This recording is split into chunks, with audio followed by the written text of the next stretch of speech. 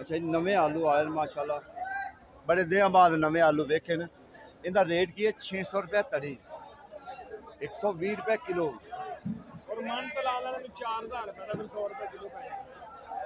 बिना मन तो लाएगा 500 रुपये तड़ी पाएगा फिर 500 तड़ी पै ठीक है ना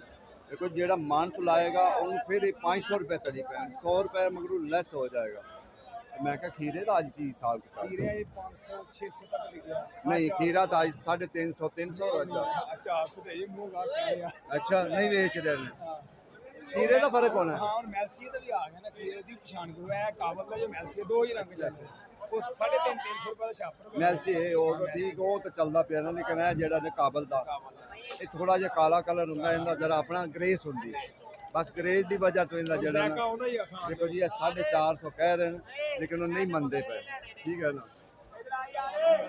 बाकी ये हालात जेड़ा ना अज दा मंडी का रूटीन मुताबिक जेड़ा चलता पिया वो चल रहा है।